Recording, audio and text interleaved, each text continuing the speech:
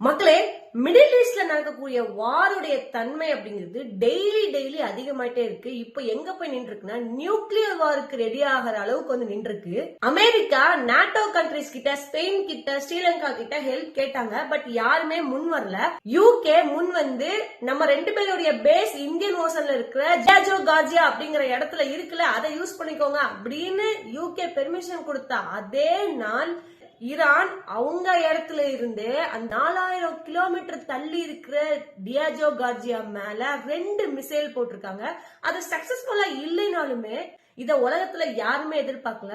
4000 kilometre தாண்டி போடுற அளவுக்கு ஈரானுக்கு பவர் இருக்கு அப்படிங்கறத ஈரான் காமிச்சிட்டாங்க. இந்த மாதிரி ஈரான் பண்ணும்போது இஸ்ரேலும் அமெரிக்காவும் சும்மா இருப்பாங்களா? இஸ்ரேல் என்ன பண்ணிட்டாங்க, ஈரானுடைய அப்படிங்கிற நியூக்ளியர் என்ரிச்மெண்ட் ஃபெசிலிட்டிஸ வந்து போய் தாக்கிட்டாங்க. அங்க இருந்து கசிவுகள் இருக்கு, அது ரொம்ப ஆபத்தானது அப்படின்ற மாதிரி நிறைய சொல்ல ஆரம்பிச்சதுக்கு அப்புறம் இஸ்ரேலும் யூஎஸும் என்ன சொல்லிட்டாங்க, அதுல கசிவுகள்லாம் இல்ல, நாங்க அங்க அட்டாக் பண்ணதுக்கு காரணம் அந்த நியூக்ளியர் ஃபெசிலிட்டிஸ் அடிக்கணும் அப்படின்னு எல்லாம் கிடையாது. அதுக்கு கீழே நீ என்ன பண்ணிட்டு இருக்கிற, கீழே ஒரு குடோன் வச்சு நடத்திட்டு இருக்க, அண்டர் கிரவுண்ட்ல ஹெவி டனல்ஸ் போட்டிருக்க, ஸ்டோரேஜ் பண்ணிட்டு இருக்க, ரொம்ப முக்கியமா யுரேனியம் என்ரிச்மெண்ட் அங்க நடந்துட்டு இருக்கு, அதனாலதான் அந்த சைட்டை நாங்க வந்து அட்டாக் பண்ணோம் அப்படிங்கிற மாதிரி இஸ்ரேல் சைட்ல இருந்து சொல்றாங்க. இந்த அட்டாக் எப்படி நடந்ததுன்னா, மொசாட் அப்படிங்கிற ஒரு அமைப்பு ஈரானுக்கு போன் பண்ணி இந்த மாதிரி எல்லாமே கரெக்டா இருக்கா அப்படிங்கிற மாதிரி ஸ்பை வேலை பார்த்து அதுக்கப்புறம் அந்த இடத்த சூஸ் பண்ணி அடிச்சிருக்காங்க. இதுக்கு ரொம்ப ஹெல்ப்ஃபுல்லா இருந்த இன்னொரு யூனிட் 9900. இதை பத்தி நம்ம இன்னொரு வீடியோல பார்ப்போம். இவ்வளவு நடந்ததுக்கு அப்புறம் ஈரான் சும்மா இருப்பானா?